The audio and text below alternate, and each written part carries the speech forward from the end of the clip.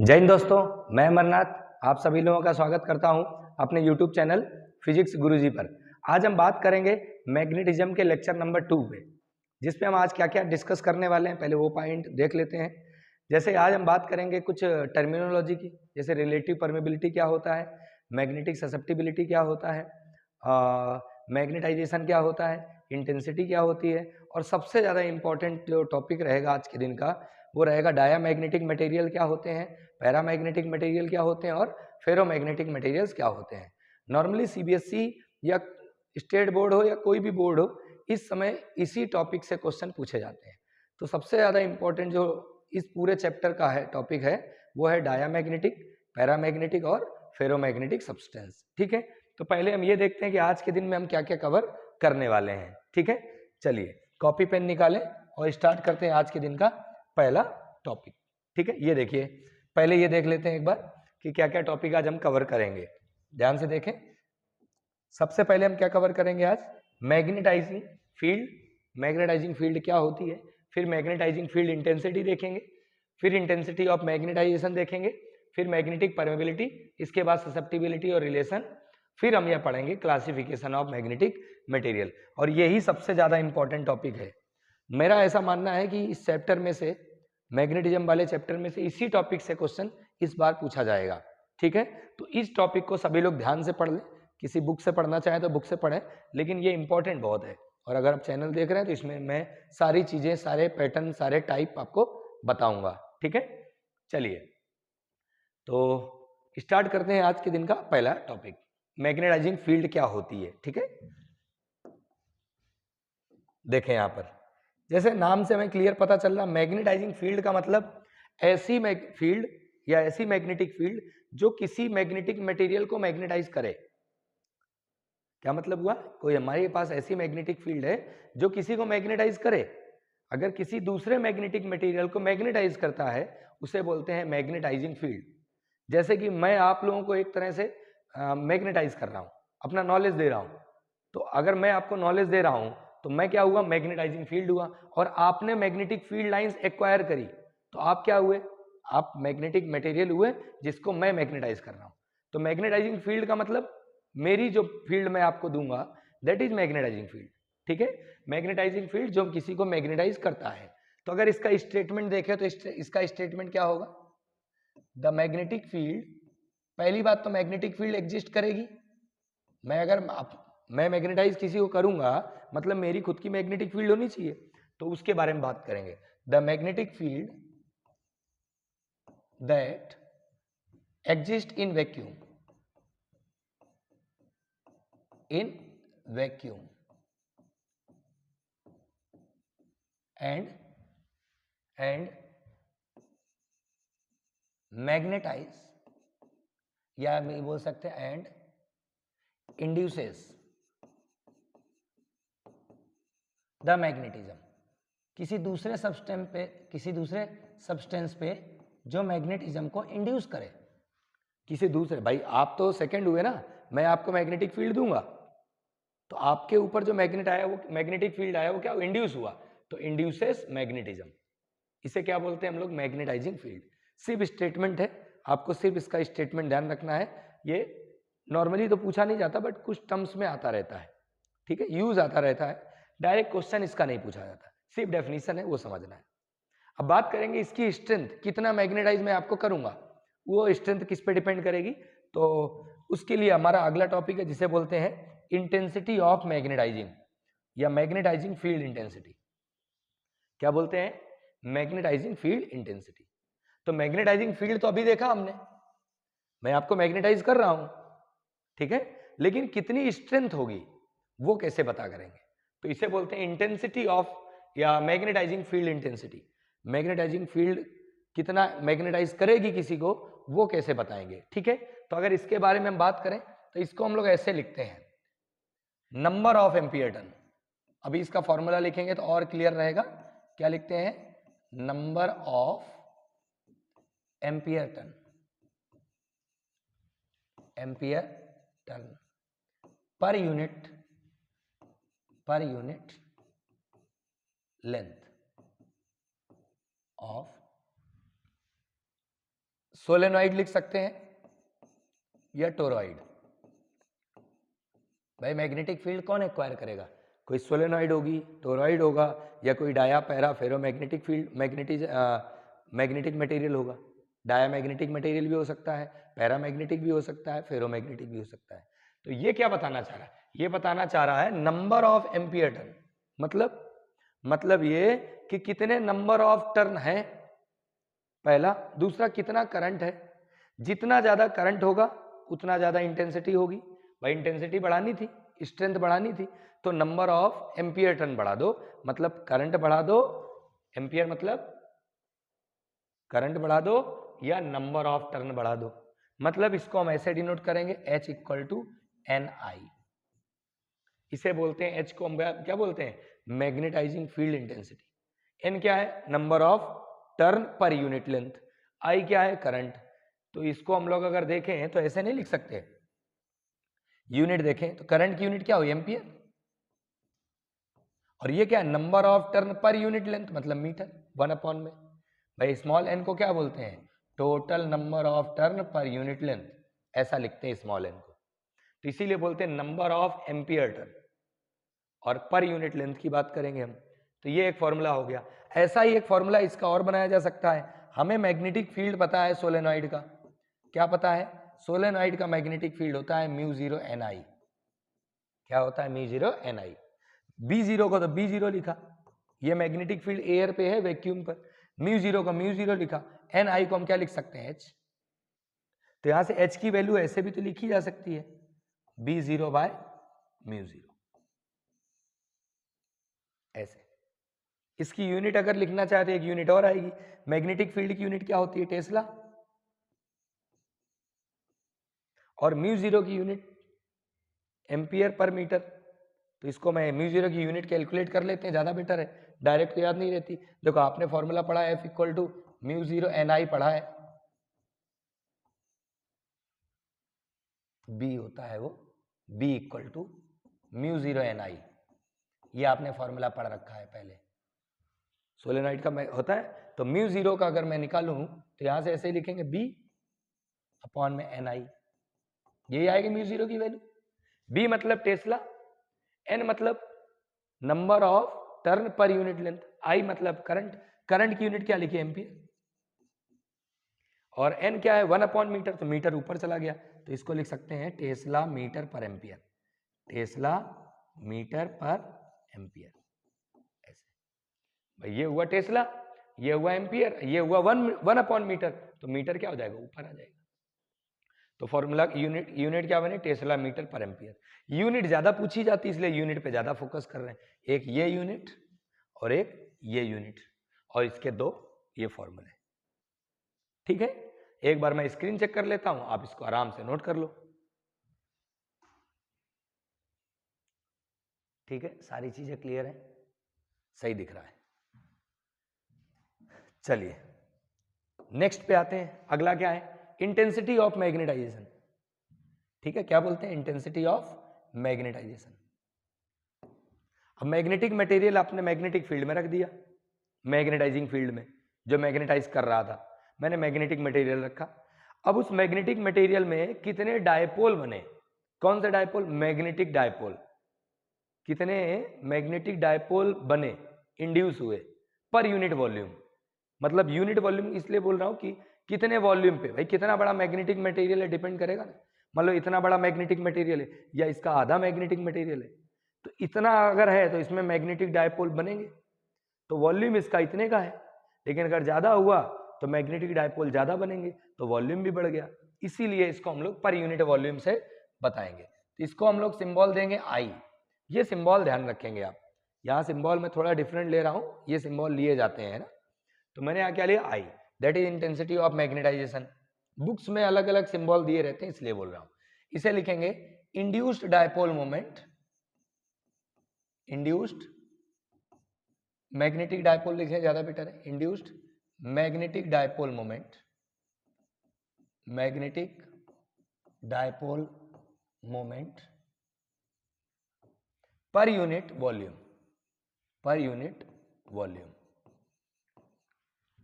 मतलब इसको ऐसे लिख सकते हैं, भाई डायपोल मोमेंट का फॉर्मूला क्या था, m इंटू 2l, क्या है m इंटू 2l। अब वॉल्यूम की बात करें तो वॉल्यूम को एरिया इंटू लेंथ लिख सकते हैं। कैसा लिख सकते, एरिया इंटू लेंथ। अगर हमारे पास बार मैग्नेट जैसा कोई सब्सटेंस है, मतलब बार जैसा कोई ऐसा ले लेते, इस टाइप का हमारे पास मटेरियल था, इसकी लेंथ हमने 2l ले ली थी और इसको मैग्नेटाइजिंग फील्ड में रख दिया, तो फॉर्मूला क्या बनेगा ये, तो यहाँ 2l से 2l कट जाएगा, तो इंटेंसिटी ऑफ मैग्नेटाइजेशन क्या आ गया हमारे पास, m अपॉन a। क्या आ गया, m अपॉन a। m क्या है, पोल स्ट्रेंथ, a क्या है, एरिया। यूनिट देख लेते हैं, यहां से यूनिट पूछी जाती है इसकी। पोल स्ट्रेंथ की यूनिट हमें पता है एम्पियर इंटू मीटर होती है, एम्पियर इंटू मीटर। और एरिया की यूनिट क्या होती है, मीटर स्क्वायर। 1 मीटर से मीटर कट गया, बचा क्या हमारे पास, एम्पियर पर मीटर। क्या बचा, एम्पियर पर मीटर। मतलब मैं ऐसे लिख सकता हूं, एम्पियर पर मीटर। ऐसे ही कुछ यूनिट अभी आई थी, यहां देखो ध्यान से, एम्पियर पर मीटर। मतलब एक बात क्लियर हो गई, मैग्नेटाइजिंग फील्ड इंटेंसिटी हो या इंटेंसिटी ऑफ मैग्नेटाइजेशन हो, दोनों का यूनिट क्या होता है, सेम। दोनों का यूनिट क्या होता है, सेम। ठीक है, ये बात का ध्यान रखेंगे, इंपॉर्टेंट है, पूछा जाता है यहां से, ये इंपॉर्टेंट है ना, मार्क कर लेना इसको, पूछा जाता है। ठीक है, अब हम आते हैं इसके आगे। ये छोटी छोटी डेफिनेशंस हैं जो एक एक नंबर में पूछ ली जाती है या इनके यूज आते हैं। अभी धीरे से आप जब आगे जाएंगे ना तो इनके यूजेस देखेंगे हम अलग अलग। ठीक है, कैसे कैसे फॉर्मूले में यूज होगा। चलिए याद है कि जैसे मैग्नेटिक परमिबिलिटी क्या होती है, परमिबिलिटी का मतलब होता है जो परमिट करे, मैग्नेटिक फील्ड लाइंस कितनी जाएगी वो जो परमिशन देता है उसे बोलते हैं परमिबिलिटी। 10 लाएंगी, 10 अगर जा रही है मैग्नेटिक फील्ड लाइंस तो परमिबिलिटी 10 हुई, 20 जा रही है तो 20 हुई, 30 जा रही है तो 30 हुई। ठीक है, तो ये हमारा क्या बताएगा, परमिबिलिटी परमिट करता है जो, तो इससे हम लोग ऐसे डिनोट करते हैं। जैसे आपने परमिटिविटी पढ़ा था इलेक्ट्रोस्टैटिक में, तो परमिटिविटी ऐसे लिखते थे एप्साइलन से, क्या लिखते थे, एप्साइलन 0 एप्साइलन r। तो यहां पर क्या होता था हमारा, एप्साइलन r को बोलते थे relative permeability, permittivity sorry, relative permittivity, और ये होता था, इसे बोलते थे परमिटिविटी ऑफ एयर, और एप्साइलन को बोलते थे परमिटिविटी। वैसे ही यहां रहेगा, परमिबिलिटी को हम लिखेंगे mu equal to mu 0 into mu R. ये हमारा मैग्नेटिक परमिबिलिटी का फॉर्मूला। म्यू 0 क्या होता है, म्यू 0 को हम बोलते हैं परमिबिलिटी ऑफ फ्री स्पेस, लिख देंगे अभी।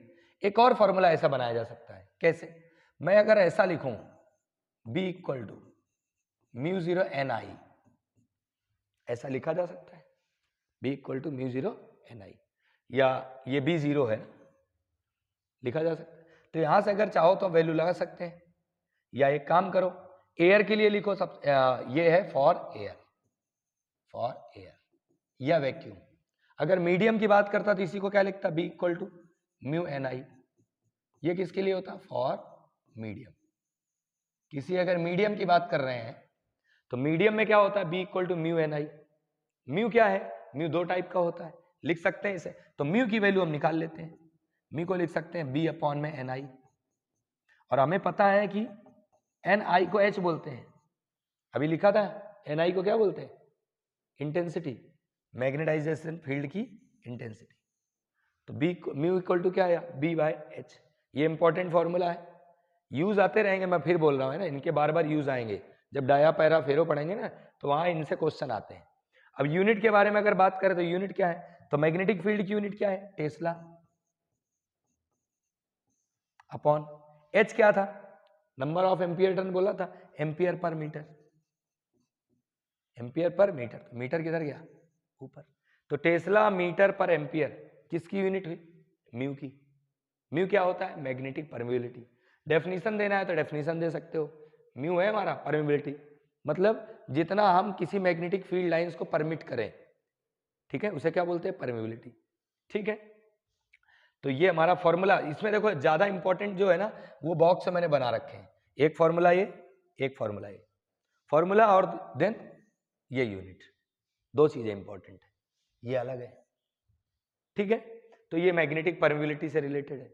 अच्छा, रिलेटिव परमिबिलिटी की अगर बात करते तो म्यू आर को हम रिलेटिव परमिबिलिटी बोलते हैं, मतलब मैं यहाँ पे मीनिंग लिख देता हूँ, म्यू 0 को बोलते हैं permeability of free space, permeability of air लिख लो या फ्री स्पेस लिख लो। म्यू आर को बोलते हैं रिलेटिव परमिबिलिटी, मतलब किसी मीडियम की रिलेटिव परमिबिलिटी। जब कोई मीडियम एंटर करता है तो रिलेटिव परमिबिलिटी हो जाता है। ठीक है, समझते हैं इसके बारे में भी हम, जैसे कि ये हमारा अगला टॉपिक है। अच्छा, ससेप्टिबिलिटी आ गया क्या? एक बार देख लेते हैं आगे है कि नहीं, नहीं दिया है तो यही समझते हैं हम। ये एक्चुअली में इंपॉर्टेंट है, रिलेटिव परमिबिलिटी क्या होता है ना, तो इसलिए इसके बारे में पढ़ना ज़्यादा जरूरी है। जैसे कि मान लो मेरे पास मैग्नेटिक मटेरियल है, क्या है? मैग्नेटिक मटेरियल है, और ये मैंने मैग्नेटिक मटेरियल रखा, ये मैग्नेटिक मटेरियल है ऐसे, इसको मैं मैग्नेटाइजिंग फील्ड में रख दिया। अब क्या होगा इसमें? पहली बात, एयर पे जो है परमिबिलिटी उसे बोलते हैं म्यू जीरो, और इसकी जो मैग्नेटिक परमिबिलिटी उसे बोलते हैं म्यू आर। ठीक है, तो इन दोनों को मिला के जो टोटल मैग्नेटिक परमिबिलिटी होगी, टोटल परमिबिलिटी होगी, वो होता है म्यू। मतलब म्यू क्या हुआ?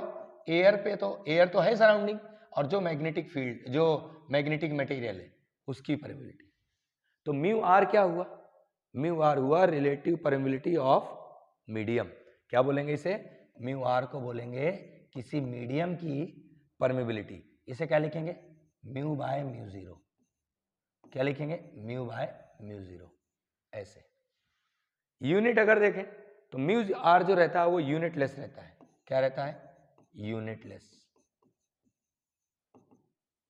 जैसे एप्सिलॉन आर यूनिटलेस था, रिलेटिव परमिटिविटी का कोई यूनिट नहीं होता था, वैसे रिलेटिव परमिबिलिटी का भी कोई यूनिट नहीं होता है। देखो यहाँ पे भाई, म्यू की यूनिट क्या थी?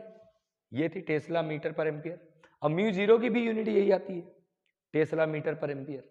तो क्या होगा? कैंसिल, यानी कि रिलेटिव परमिबिलिटी जो रहेगा वो यूनिटलेस रहेगा। एक और इंपॉर्टेंट चीज, रिलेटिव परमिबिलिटी बहुत ज्यादा होता है। किसका? आयरन का।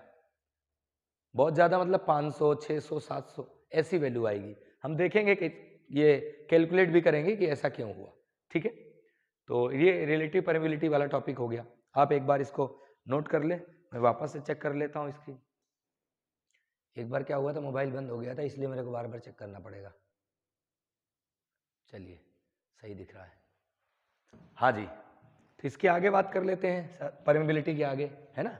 नेक्स्ट हमारा टॉपिक क्या है? मैग्नेटिक ससेप्टिबिलिटी, और ये इंपॉर्टेंट टॉपिक है, इसका अलग से भी क्वेश्चन पूछा जा सकता है, तो इसको आप मार्क कर लेना इंपॉर्टेंट की लिस्ट में। ठीक है, मैग्नेटिक ससेप्टिबिलिटी थोड़ा इंपॉर्टेंट टॉपिक है। तो ससेप्टिबिलिटी जो होती है ना, मैग्नेटिक ससेप्टिबिलिटी, वो उस मटेरियल की होती है जो मैग्नेटिक फील्ड में रखा हो।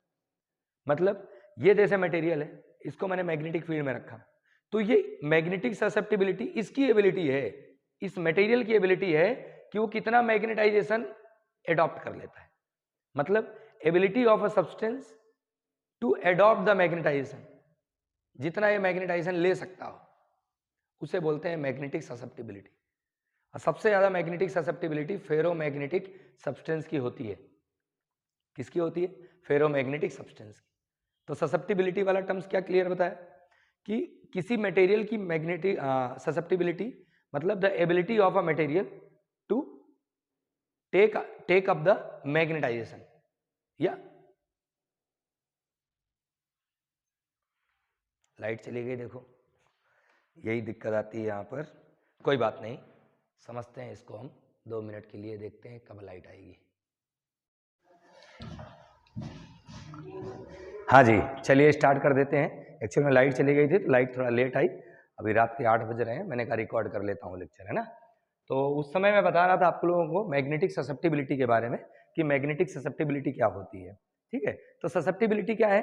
किसी भी मटेरियल को अगर मैग्नेटिक फील्ड में रखेंगे, मैग्नेटिक फील्ड में अगर मटेरियल रखेंगे तो वो मटेरियल कितना मैग्नेटिज्म ले लेता है, मतलब एबिलिटी ऑफ अ मटेरियल। ठीक है, किसकी एबिलिटी? मटेरियल की एबिलिटी जो है मैग्नेटाइज होने की, उसे क्या बोलते हैं? ससेप्टिबिलिटी। ठीक है, स्टेटमेंट लिख लेते हैं यहां पे, the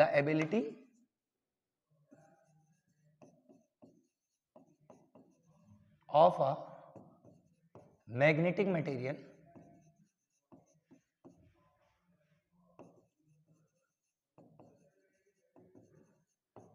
two take up the magnetization, कितना मैग्नेटाइजेशन ले लेता है, इसे क्या बोलते हैं हम लोग, मैग्नेटिक ससेप्टिबिलिटी। ठीक है, इसका एक फॉर्मूला भी है ससेप्टिबिलिटी का, इसे हम लोग काई से डिनोट करते हैं, किससे, काई, और ये एम लिखते हैं सफिक्स में, मैग्नेटिक ससेप्टिबिलिटी इसलिए काई एम।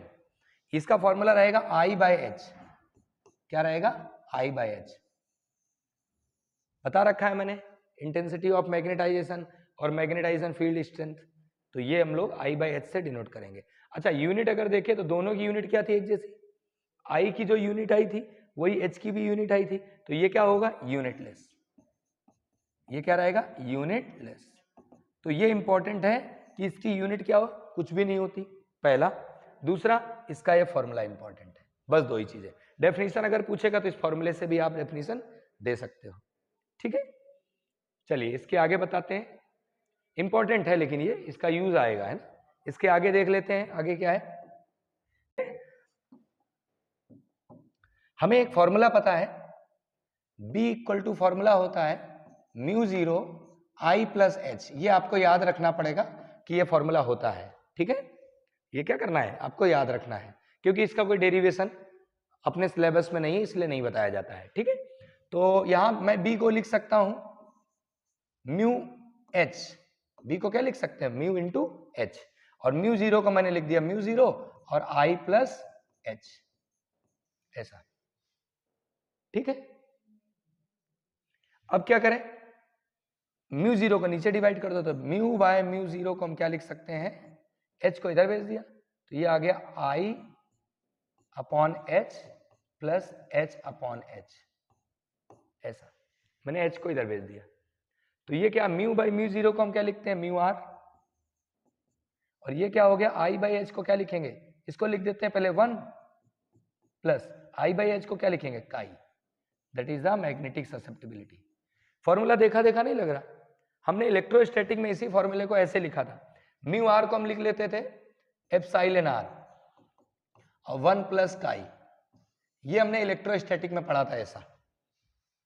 ठीक है, और मैग्नेट में ऐसा पढ़ते हैं, दोनों एक जैसे फॉर्मूले हैं। ठीक है, इंपॉर्टेंट है, इसका यूज आएगा जब हम रिलेटिव परमेबिलिटी और मैग्नेटिक ससेप्टिबिलिटी में रिलेशन की बात करेंगे, या इनमें से कोई एक डेटा दिया होगा दूसरा निकालना होगा, क्वेश्चन भी आता है इसका 1 मार्क्स का। ठीक है, चलिए नेक्स्ट की बात कर लेते हैं, अगला क्या टॉपिक हमारा, नेक्स्ट अब बात करेंगे classification of magnetic materials. Magnetic material जो होते हैं वो कितने टाइप के होते हैं, तो ये बहुत इंपॉर्टेंट है, और इसमें से ही क्वेश्चन लगभग हर साल पूछा जाता है, किसी भी बोर्ड में आप चले जाओ, है ना। जैसे क्लासिफिकेशन ऑफ मटेरियल की बात करेंगे तो मैग्नेटिक मटेरियल बेसिकली 3 टाइप के होते हैं। कितने टाइप के होते हैं, 3। पहला होता है, इसे बोलते हैं डायामैग्नेटिक मटेरियल्स, डायामैग्नेटिक मटेरियल, ये हो गया पहला। अभी बताते हैं, अपने आप याद हो जाएगी पूरी की पूरी टेबल, है ना। सेकंड लिखेंगे हम यहां पर पैरामैग्नेटिक, क्या लिखेंगे, पैरामैग्नेटिक मटेरियल, ये दूसरा है जिसे बोलते हैं पैरामैग्नेटिक मटेरियल। और एक लास्ट जो आता है इसे बोलते हैं हम फेरोमैग्नेटिक मटेरियल। तो 3 हो गए हमारे पास, डाया, पैरा और फेरो। एक हो गया हमारा फेरोमैग्नेटिक मटेरियल्स, ये 3 टाइप के मटेरियल हो गए, फेरोमैग्नेटिक मटेरियल। ये तीनों मटेरियल हम लोग, तीनों मटेरियल के बारे में जब बात करेंगे तो क्या होंगे, ये मैग्नेटाइज होंगे, क्या होंगे, मैग्नेटाइज, इसीलिए इनको हम मैग्नेटिक मटेरियल बोलते हैं। क्या बोलते हैं, मैग्नेटिक मटेरियल बोलते हैं। मैग्नेटिक मटेरियल मतलब जब मैग्नेटिक फील्ड में रखेंगे तो ये मैग्नेटाइज होंगे, क्या होंगे, मैग्नेटाइज। ठीक है, जैसे कि पहला हम बात करें डायामैग्नेटिक के बारे में, तो जैसे नाम से पता चल रहा ना, डाया, डाया का मतलब होता है 2, क्या मतलब होता है, 2। तो डायामैग्नेटिक मटेरियल में हमेशा पेयर्ड इलेक्ट्रॉन होंगे, क्या होंगे, हमेशा पेयर्ड इलेक्ट्रॉन होंगे। कैसे, पेयर मतलब 2 साथ में ही रहेंगे, तो इसमें क्या रहेंगे, always paired electron, always paired electron. Paired electron. अब पेयर्ड इलेक्ट्रॉन जिसमें जिसमें होते हैं वो सारे क्या होंगे, डायामैग्नेटिक मटेरियल्स होते हैं। ठीक है, एक दो एक्सेप्शन भी हैं इसके, 2-3 एक्सेप्शन है, वो मैं आपको बता दूंगा लास्ट में, है ना। तो ऑलवेज पेयर्ड इलेक्ट्रॉन हो गए। इसके बाद डायामैग्नेटिक मटेरियल का जो डायपोल मोमेंट होता है, नेट डायपोल मोमेंट, वो होता है 0, क्योंकि पेयर्ड इलेक्ट्रॉन होंगे मतलब 2 इलेक्ट्रॉन होंगे, तो एक अगर क्लॉकवाइज चलेगा तो दूसरा एंटी क्लॉकवाइज चलेगा, जिसकी वजह से जो टोटल मैग्नेटिक डायपोल मोमेंट आएगा वो क्या होता है, 0। तो यहाँ दूसरा पॉइंट हम लिख सकते हैं ऐसे इसी में कि एक ये है net magnetic dipole moment is 0। Net magnetic dipole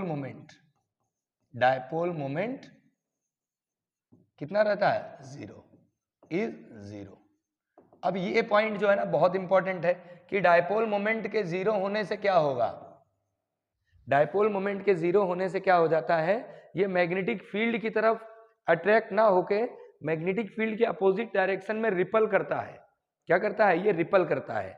तो एक चीज तो हो गई हमारे पास कि डायामैग्नेटिक मटेरियल ऐसे मटेरियल होते हैं जिनको मैग्नेटिक फील्ड में अगर रखेंगे तो ये रिपल होंगे। क्या होंगे, रिपल, हल्का सा, मतलब it is feebly repelled by magnetic field. ठीक है, ये हल्का सा रिपल करेगा मैग्नेटिक फील्ड से। पैरामैग्नेटिक जो है वो डाया का जस्ट अपोजिट है। बहुत सिंपल समझने के लिए, पैरामैग्नेटिक जो है वो डाया का जस्ट अपोजिट है। अब जस्ट अपोजिट का मतलब क्या हुआ, जस्ट अपोजिट का मतलब जितना ये नेगेटिव उतना ये पॉजिटिव। ये अगर मान लो 2 डिग्री रिपल करा तो ये 2 डिग्री अट्रैक्ट करेगा, समझने के लिए बता रहा हूं, है ना।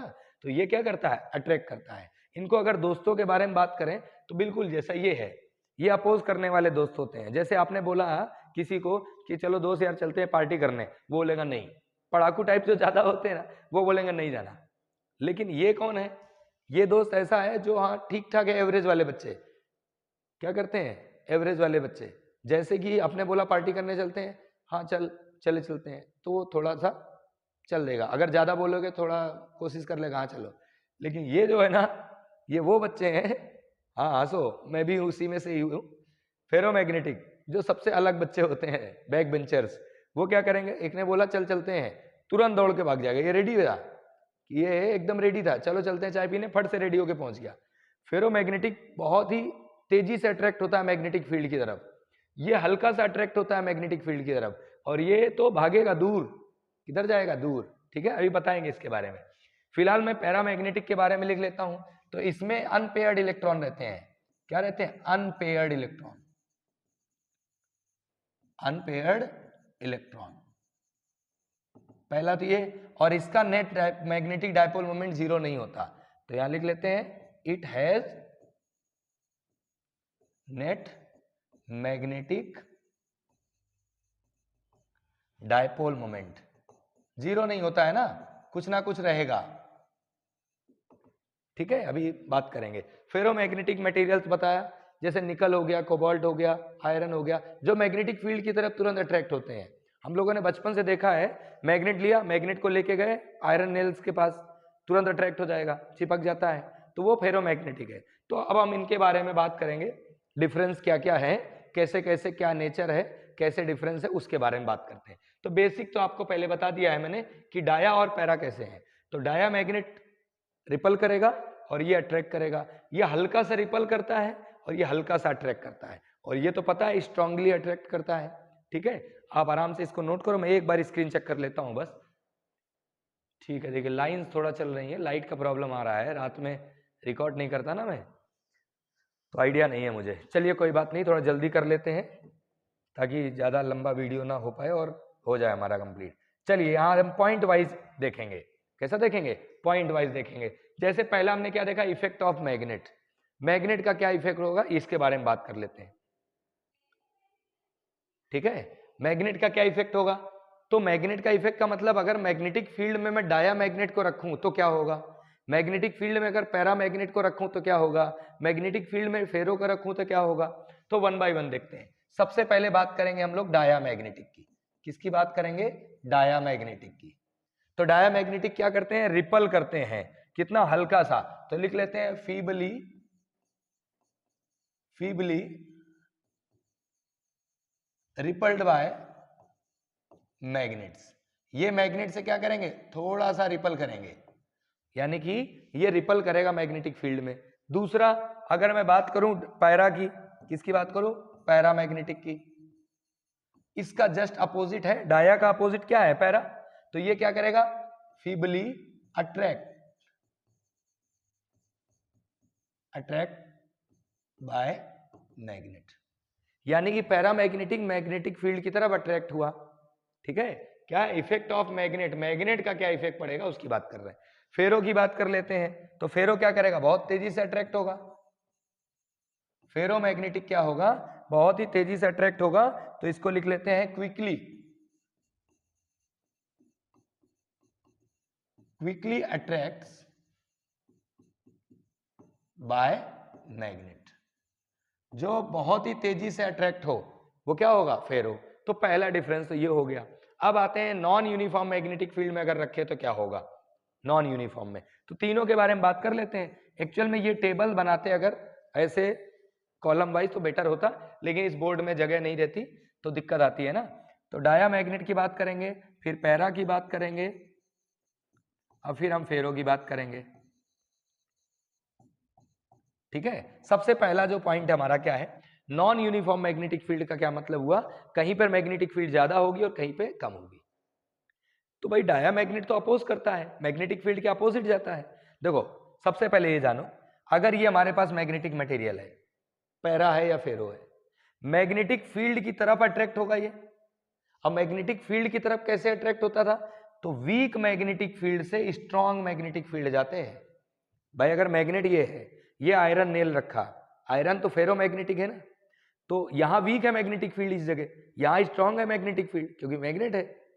तो फेरोमैग्नेट वीक से स्ट्रॉन्ग की तरफ जाता है, तो डाया क्या करेगा, अपोजिट। डाया क्या करेगा, अपोजिट। तो डाया किधर से जाएगा, स्ट्रॉन्ग से वीक की तरफ। तो इसको क्या लिखेंगे, इट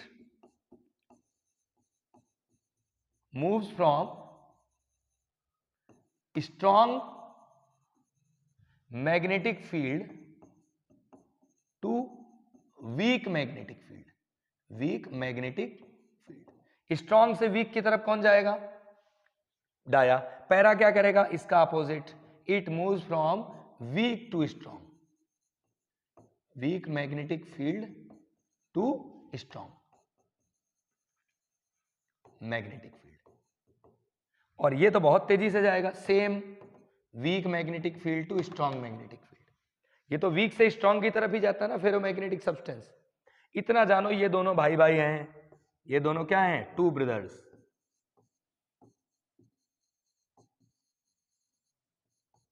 ये दो भाई हैं, ये छोटा भाई है, ये बड़ा भाई है, ध्यान रखना है ना। ये छोटा भाई है, ये हल्का सा एक चांटा मारेगा किसी को, अगर लड़ाई हो गई तो ये 4-5 मार देगा, बड़ा भाई है ना। ठीक है, तो ये तो चलो चाटे वाला एग्जांपल अलग था। पैरामैग्नेट मतलब अगर ये 2 रुपए कमा रहा तो फेरो वाला ज्यादा, बड़ा भाई है इसलिए रिस्पेक्ट करना बड़े भाई के, है ना। ये नहीं कि हाँ मैं ज्यादा कमाता हूँ, वैसे मैं भी छोटा हूँ, इससे कोई फर्क नहीं पड़ता। तो ये ध्यान रखना, पैरामैग्नेटिक जो है ये अगर 1 डिग्री जाएगा तो ये 10 डिग्री जाएगा। तो ये दोनों एक जैसे बिहेव करें, एक जैसे, बट ये हल्का कम अमाउंट में होगा, ये ज्यादा अमाउंट में। और ये तो भैया अपोजिट, तो ये कौन हुआ, ब्रदर इन लॉ। अपोजिट काम करेगा, कोई भी ले सकते हो आप, दुश्मन ले लो, दुश्मन नहीं बोलेंगे, कोई अपोजिट चलने वाला है ना, अपने हिसाब से आप देख लेंगे। तो देखें यहाँ पे अपोजिट चल रहा भाई, ये स्ट्रॉन्ग से किधर जा रहा है, स्ट्रॉन्ग से वीक, तो ये वीक से स्ट्रॉन्ग, ये भी वीक से स्ट्रॉन्ग। ठीक है, तो ये दूसरा पॉइंट हो गया। ऐसे ही आपको पॉइंट वाइज लिखना रहता है अगर डिफरेंस आते हैं तो। तीसरे पे आते हैं, नेक्स्ट क्या है, नेक्स्ट हमारा है नॉन इन यूनिफॉर्म। अब यूनिफॉर्म मैग्नेटिक फील्ड में अगर रखे तो क्या होगा, भाई यूनिफॉर्म मैग्नेटिक फील्ड का मतलब एक जैसी मैग्नेटिक फील्ड है, तो एक जैसी में तो कहीं भी नहीं जाएगा, तो अब क्या होगा, तो पहले नाम लिख देता हूं मैं, पहला डाया, फिर पैरा, इसके बाद फेरो, 3 हो गए, डाया पैरा फेरो। अब डाया के बारे में बात करें तो यूनिफॉर्म का मतलब एक जैसी मैग्नेटिक फील्ड है पूरे में। अब अगर यहां मैंने मान लो मैग्नेटिक मटेरियल को रखा, अब रखा क्या, लटका दें, हवा में ज्यादा बेटर है, और यहाँ यूनिफॉर्म मैग्नेटिक फील्ड है। अब जैसे ही लटकाओगे, ये तो मैग्नेटिक फील्ड से रिपल करता है ना, तो मैग्नेटिक फील्ड ऐसे था, तो मैग्नेटिक फील्ड की डायरेक्शन में नहीं जाएगा, रिपल करता है डायामैग्नेट, क्या होगा, परपेंडिकुलर हो जाएगा। ऐसे था, रिपल करेगा तो क्या होगा, परपेंडिकुलर। मतलब इट, पूरी लाइन लिखनी पड़ेगी, इसको लटकाएंगे, it is suspended in magnetic field then it is perpendicular, ऐसा लिख लेते हैं, it tends to move perpendicular in magnetic field when it is suspended, when it is suspended। ये थोड़ा सा सेंटेंस कम लाइन में हो जाएगा, है ना, स्पेस कम लेगा। देखो क्या बताया, ये कैसा परपेंडिकुलर, ये इंपॉर्टेंट है, ये वाला पॉइंट है ना, ये अलग से भी पूछा जाता है कि यूनिफॉर्म मैग्नेटिक फील्ड में डायामैग्नेटिक सब्सटेंस को अगर लटका देंगे तो वो क्या हो जाएगा, तो वो अपने को परपेंडिकुलर डायरेक्शन में ले आएगा। क्यों, क्योंकि मैग्नेटिक फील्ड से रिपल होता है, तो रिपल भाई ऐसे था, ऐसे हो जाएगा, रिपल करेगा ना मैग्नेटिक फील्ड से, तो कैसा हो जाएगा, परपेंडिकुलर। तो when it is suspended in uniform magnetic field then it tends to perpendicular to the direction of field. ठीक है, अच्छा इसकी बात करेंगे तो ये क्या हो जाएगा, ये तो पैरेलल हो जाएगा, parallel in magnetic field when it is suspended. Same ये भी पैरेलल हो जाएगा, क्या हो जाएगा, पैरेलल। भाई ये दोनों तो एक जैसे ही रहेंगे ना, ये तो भाई भाई ये दोनों, ठीक है। पैरेलल का मतलब मैग्नेटिक फील्ड की डायरेक्शन में ऐसे ही आ जाना, और परपेंडिकुलर का मतलब अपोजिट आ जाना, ऐसे। मैग्नेटिक फील्ड ऐसे था, मैग्नेटिक फील्ड की डायरेक्शन में न जाके परपेंडिकुलर हो गया, कौन था, डाया। पैरेलल हो गया कौन है, पैरा। पैरेलल हो गया कौन है, फेरो। तो फेरो और डाया, फेरो और पैरा पैरेलल। ठीक है, थोड़ा स्पीड से चल रहा होगा, आप इसको आराम से देख लेना। अब ससेप्टिबिलिटी के बारे में बात करते हैं, ये भी इंपॉर्टेंट है, मोस्ट इंपॉर्टेंट, इसको मार्क कर लेना, ये अलग से भी पूछा जाता है। सबसे पहले डाया के बारे में बात कर लें, फिर पैरा के बारे में बात कर लें, और फिर फेरो के बारे में। डाया, पैरा, फेरो। सबसे पहले बात करें ससेप्टिबिलिटी के फॉर्मूले की, तो हमें फॉर्मूला पता है ससेप्टिबिलिटी का, एक पढ़ा था, mu R equal to 1 plus chi, ऐसे। पहला ये जानो कि ससेप्टिबिलिटी जो होती है उसका मतलब क्या था, टेक अप द मैग्नेटाइजेशन, जो मैग्नेटाइजेशन को ले, ये तो भाई अपोज कर रहा ना, ये तो मैग्नेटाइजेशन ले ही नहीं रहा, ये तो मैग्नेटिक फील्ड के अपोजिट जा रहा, तो इसका ससेप्टिबिलिटी क्या होगा, नेगेटिव। क्या होगा, नेगेटिव। तो इसकी वैल्यू जो आती है उसे लिखते हैं स्मॉल बट नेगेटिव। मतलब इसकी वैल्यू ऐसा लिख सकते हैं कि इसकी वैल्यू बहुत कम रहेगी, मान लेते हैं माइनस का 0.5, ऐसे ले सकते हैं। अच्छा, ये डाया का जस्ट अपोजिट कौन है, पैरा, तो ये भी रहेगा क्या, small but positive, small but positive. इसकी वैल्यू क्या रहेगी, तो इसकी वैल्यू रहेगी प्लस में, मैंने ऐसे वैल्यू ले ली 0.5, नॉर्मली आपको बुक्स में मिल जाएगा। अच्छा, ये तो बहुत स्ट्रांग है, तो ये क्या रहेगा, लार्ज एंड पॉजिटिव। यहां ऐसे लिख लो, वेरी लार्ज लिख लो या वेरी हाई। इसकी वैल्यू लिख लेते हैं, इसकी वैल्यू रहती है लगभग, ये मान के चलो 500 से लेके 1000 के बीच में, तो ऐसे लिख देते ऑर्डर ऑफ 1000, ऑर्डर ऑफ 1000, मतलब 1000 के ऑर्डर में रहती है, मतलब 500, 600, 700 ऐसे करके अलग अलग मटेरियल की अलग अलग ससेप्टिबिलिटी रहेगी। ये बहुत ही इंपॉर्टेंट है, बहुत ही इंपॉर्टेंट बोल रहा हूं, है ना, तो इसको आप लोग ध्यान रखेंगे। इसके आगे एक दो पॉइंट और हैं जो आएंगे इंपॉर्टेंट, इसको आप नोट करो, एक बार मैं चेक कर लेता हूं। और ठीक है, अब क्या करें, लाइंस तो थोड़ा ऐसे चल रही हैं लाइट की वजह से। चलिए अगला क्या है, रिलेटिव परमेबिलिटी के बारे में बात करें। तो देखो अभी रिलेटिव परमेबिलिटी का फॉर्मूला लिखा था मैंने, उसी फॉर्मूले से वैल्यू आएगी। पहले लिख लेते हैं, डाया की बात कर लेते हैं, फिर पैरा की बात कर लेते हैं, और फिर फेरो की बात कर लेते हैं। ठीक है, डाया, पैरा, फेरो। यहां देखें, देखो हमने फॉर्मूला अभी थोड़ी देर पहले देखा था, म्यू आर की वैल्यू आई थी 1 प्लस काई। तो डाया का ससेप्टिबिलिटी क्या था, -0.5। तो अगर म्यू आर की वैल्यू देखें तो स्मॉल आएगी, तो यहां लिख लेते हैं स्मॉल, या इसको ऐसे लिखो less than 1, less than 1।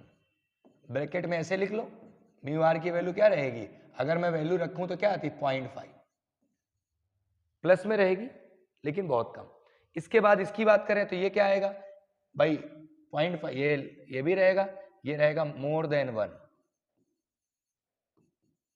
More than 1 but small, रहेगा कम ही है ना, कितना आएगा, इसका देखें तो म्यू आर कितना आएगा भाई 1.5 आ जाएगा। अगर मैं 0.5 ले लूं, काई की वैल्यू 0.5 अगर ले ली जाए तो म्यू आर कितना है 1.5, लेकिन ये फेरो के लिए बहुत ज्यादा आएगा भाई, 500 अगर था तो एक और ऐड हो गया, तो इसको भी लिख देते हैं ऑर्डर ऑफ 1000,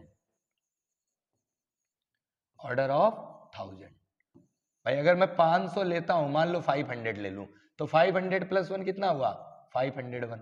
अगर 1000 लेता तो 1001 हो जाता, जितना भी होगा मैग्नेटिक, भाई ये तो म्यू आर तो अलग अलग मटेरियल का अलग अलग रहता है ना, तो वो चेंज होता रहेगा, जैसा भी दिया हो उसमें 1 ऐड कर देंगे। तो ये भी बहुत इंपॉर्टेंट है, इस फॉर्मूले से भी पूछा जाता है, तो इसको भी वेरी इंपॉर्टेंट की लिस्ट में डालना। क्वेश्चन इसी से आता है, और जो मैं टिक कर रहा हूं ना वो इसी में से ज्यादा पूछा जाता है। अब जैसे इफेक्ट ऑफ टेम्परेचर की बात करें, टेम्परेचर बढ़ाने से क्या होगा, तो टेम्परेचर बढ़ाने से ससेप्टिबिलिटी में चेंज आता है, किस में आता है, ससेप्टिबिलिटी में। तो मैं 3 पॉइंट लिख लेता हूं, पहले बात करता हूं डाया की, फिर बात करूंगा पैरा की, और इसके बाद बात करूंगा फेरो की। पहला, अगर मैं बात करूं डायामैग्नेटिक की, तो जब डायामैग्नेटिक मटेरियल्स का टेम्परेचर बढ़ाते हैं तो इसका ससेप्टिबिलिटी क्या होता है, कुछ भी नहीं होता। क्यों, क्योंकि इसका ससेप्टिबिलिटी नेगेटिव है, क्या है, नेगेटिव। तो टेम्परेचर बढ़ाने से ना जो मैग्नेटाइज होता है, और ना टेम्परेचर कम करने से मैग्नेटाइज होता है। तो इसको हम लोग लिखते हैं it is independent, it is independent, ये बहुत इंपॉर्टेंट पॉइंट है। It is independent of temperature, किस पे, टेम्परेचर पे डिपेंड नहीं करता है, ठीक है, इंपॉर्टेंट है ये भी। अब ये जो होता है ये डिपेंड इनवर्सली, तो इसको लिख देते हैं इंडिपेंडेंट ऑफ टेम्परेचर, का मतलब है कि ससेप्टिबिलिटी जो है डिपेंड नहीं करती, टेम्परेचर और ससेप्टिबिलिटी का रिलेशन होता है, ठीक है। इसमें ऐसे लिख लेते हैं magnetic susceptibility inversely proportional to temperature, inversely रहता है पैरा में, फेरो में भी यही रहता है, बट फेरो में एक चीज और आ जाती है, वो आता है क्यूरी टेम्परेचर, मतलब ये भी इनवर्सली रहेगा टेम्परेचर से, बट एक क्यूरी टेम्परेचर भी इसमें सब्ट्रैक्ट होगा, ठीक है। मतलब फाइनली ये है कि susceptibility inversely proportional to temperature, susceptibility inversely proportional to temperature, बात खत्म। वो ये नहीं पूछता कि टीसी क्या है, वैसे क्यूरी टेम्परेचर है, बट हमको उससे लेना देना नहीं है, हमें सिर्फ इतने मतलब है कि टेम्परेचर बढ़ाने से ससेप्टिबिलिटी में क्या चेंज होता है, पैरा, डाया या फेरो। तो डाया मैग्नेटिक की ससेप्टिबिलिटी में कोई चेंज नहीं होता, एक जैसा रहता है। पैरा मैग्नेटिक की ससेप्टिबिलिटी कम होती है, फेरो मैग्नेटिक की ससेप्टिबिलिटी भी कम होती है। मतलब क्या हुआ, अगर मैं टेम्परेचर बढ़ाऊंगा तो जो मान लो आयरन है उसको टेम्परेचर बढ़ा दिया, फिर मैग्नेटाइज कर दिया, तो वो उतना अच्छा मैग्नेट नहीं बन पाएगा जितना पहले बन सकता था, ठीक है। मतलब वो अपनी प्रॉपर्टी, जो मैग्नेटाइजेशन लेने की प्रॉपर्टी थी वो लॉस कर देता है, ठीक है। ये हो गए हमारे पास कुछ पॉइंट, इसके आगे देख लेते हैं। अब एक दो ही पॉइंट रह गए होंगे, एग्जाम्पल आ गया, देखें एग्जाम्पल देखें, फिर इसके क्वेश्चन भी देखना है। जैसे डाया का एग्जाम्पल देख लेते हैं, मुझे ज्यादा को नहीं, कुछ कुछ याद है, जो जो याद है वो इंपॉर्टेंट भी है ना, पैरा का और फिर फेरो का, और जो जो टिक कर रहा हूं वो ध्यान रखेंगे, क्योंकि होता क्या है, आपको एक एग्जाम्पल दे दिया जाता है और पूछता है उसमें से कि बताओ, या मतलब आइडेंटिफाई करो कौन सा मटेरियल है और फिर इसकी दो प्रॉपर्टी लिखो। तो जैसे डाया में कौन कौन से आएंगे, एक तो हो गया कॉपर, एक हो गया गोल्ड, एक हो गया सोडियम, NaCl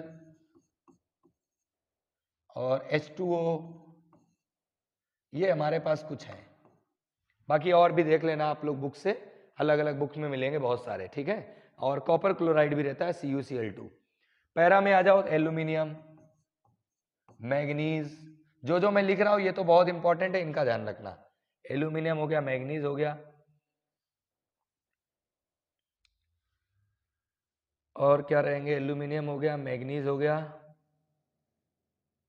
प्लेटिनम भी रहता आई थिंक, प्लेटिनम हो गया। एक बार चेक कर लेना, एग्जाम्पल है ना, मुझे ज़्यादा याद नहीं है। एल्यूमिनियम, मैग्नीज, प्लेटिनम, ये इंपॉर्टेंट है एक्चुअल में, ये आए हुए हैं सारे, ये ज़्यादा पूछे गए हैं, इसलिए मैं यहाँ पे ये भी है, प्लेटिनम भी आया हुआ है, और मैं देख के लिख दूंगा अभी थोड़ी देर में।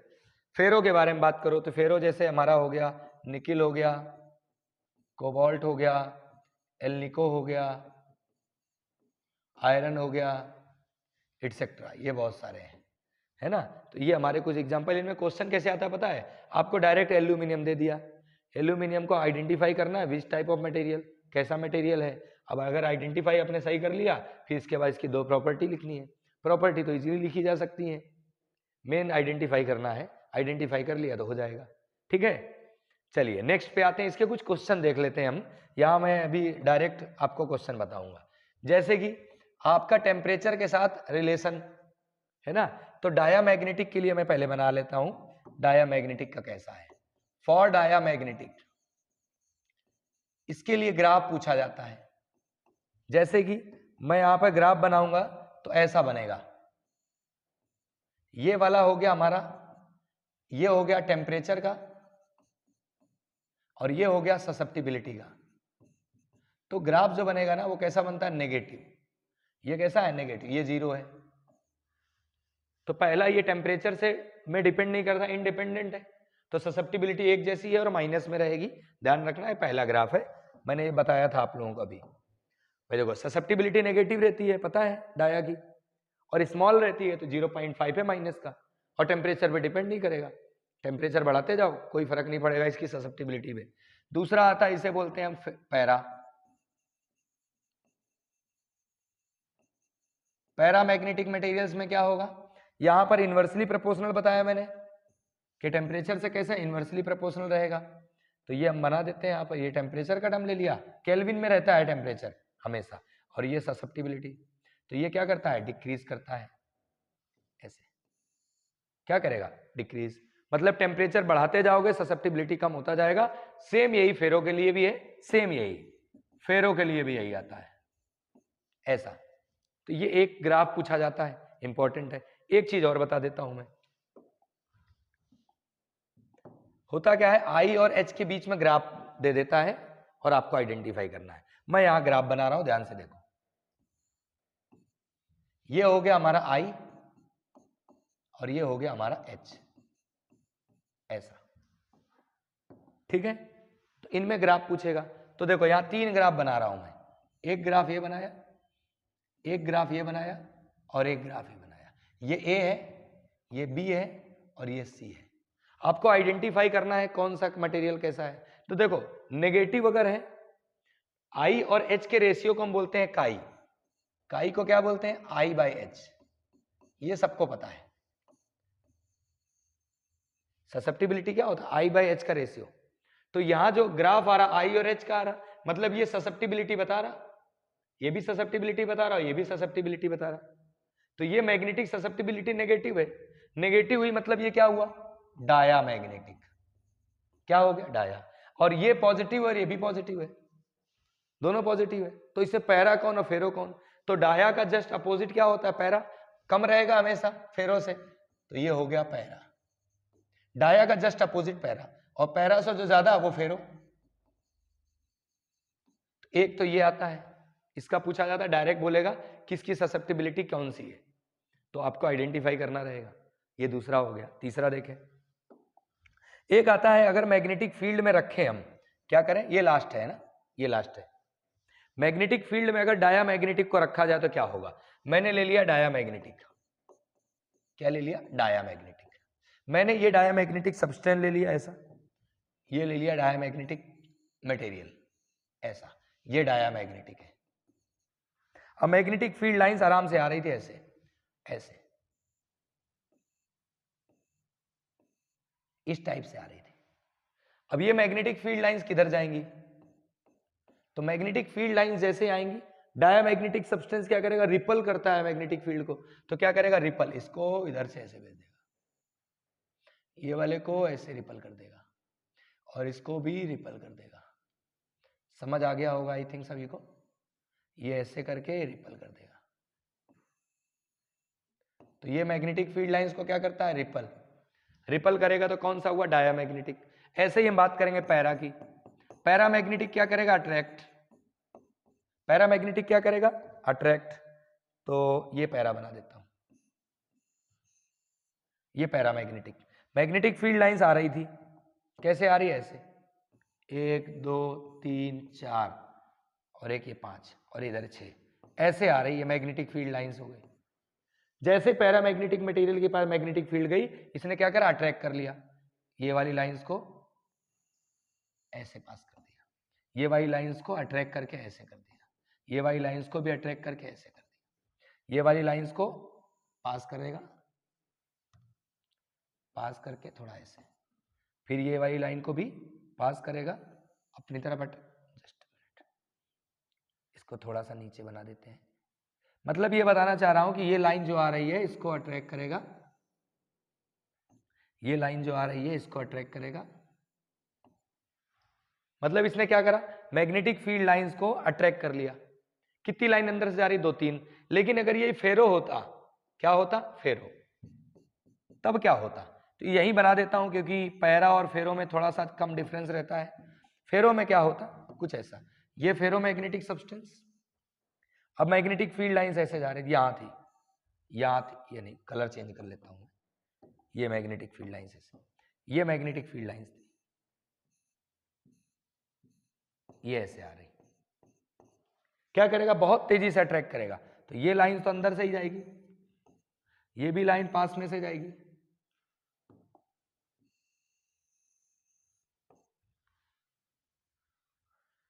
इसको और अंदर से अगर बनाए तो ज्यादा बेटर रहता है ना। ये तो अंदर से ही जाएगी, ये और अंदर से ही जाएगी ऐसे करके। मतलब फाइनली क्या हुआ, फेरोमैग्नेटिक सब्सटेंस बहुत तेजी से फील्ड लाइंस को अट्रैक्ट करता है। जस्ट इसका अपोजिट, इसमें 2 लाइनें अगर अंदर से जा रही, इसमें 10 जाएंगी, फेरो में ज्यादा जाएंगी। अब मान लो कभी ये 2 ही डायग्राम दे दिए जाए, मतलब सिंगल, मान लो ये 2 दे, एक ये एक ये। अब ये तो क्लियर है कि अपोज करेगा तो डाया होगा। अब अट्रैक्ट कर रहा है तो पैरा है कि फेरो है, भाई पैरा भी अट्रैक्ट करता है, फेरो भी अट्रैक्ट करता है मैग्नेटिक फील्ड लाइंस को, कौन सा है। तो ध्यान से देखना, अगर 1 2 लाइन जा रही, एक लाइन जा रही हो अंदर से तो वो पैरा, ज्यादा जा रही हो तो फेरो। फेरो में पूरी लाइंस लगभग अंदर से जाएंगी और पैरा में एक आध लाइन अंदर से जाएगी, बाकी बाहर से जाएंगी।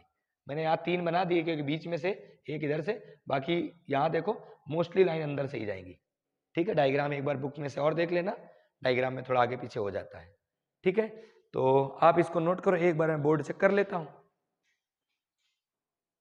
चलिए सही दिख रहा, कुछ एग्जाम्पल्स लिख देता हूं मैं उसके। हाँ 1 2 एग्जाम्पल रह गए थे ना, तो कुछ एग्जाम्पल याद आ रहे हैं। देखो इसमें एक एग्जाम्पल और आ जाएगा आपका, डाया में एक हो गया बिस्मथ Bi, और एक हो गया हमारा सिलिकॉन भी हो गया, है ना। बाकी देख लेना, एल्यूमिनियम मैग्नीज प्लेटिनम, इसमें एक हमारा हो गया N2, एक हो गया O2, और एक कॉपर क्लोराइड इसका है CuCl2 इसका है। ठीक है, ये हमारे कुछ एग्जाम्पल, ये भी इंपॉर्टेंट है, पूछा जाता है, ये पूछा गया है, और नाइट्रोजन भी पूछा गया है। ठीक है, तो ये हमारा कंप्लीट हो गया। चलिए, तो आप लोगों का बहुत बहुत धन्यवाद, सभी लोगों को लेक्चर देखने के लिए। बस मेरा इतना मानना है, जितना ज़्यादा हो सके उतना लेक्चर को शेयर करो, और पढ़ना बहुत ज़रूरी है, उस पर ज़्यादा फोकस करना, जितना हो सके उतना करो, लेकिन करो जरूर, कुछ ना कुछ तो पढ़ते रहो। थोड़ा पढ़ोगे चलेगा, लेकिन पढ़ते रहोगे ना तो कुछ ना कुछ चीज़ें आएंगी, जिससे क्वेश्चन भी बनेंगे, आपका कॉन्फिडेंस भी बढ़ेगा। और कोई अगर डाउट हो तो आराम से आप कमेंट्स करो, मैं सबका रिप्लाई देता हूँ, फ्री हूँ मैं से, ज़्यादा इतना कोई लोड वाली दिक्कत है नहीं। तो आप आराम से कमेंट्स करो, कोई दिक्कत आती है तो मैं उसको बताऊंगा आपको। ठीक है, ज़्यादा से ज़्यादा लोगों को शेयर करें, पढ़ते रहें, आगे बढ़ते रहें। मिलते हैं अगले लेक्चर में। जय हिंद।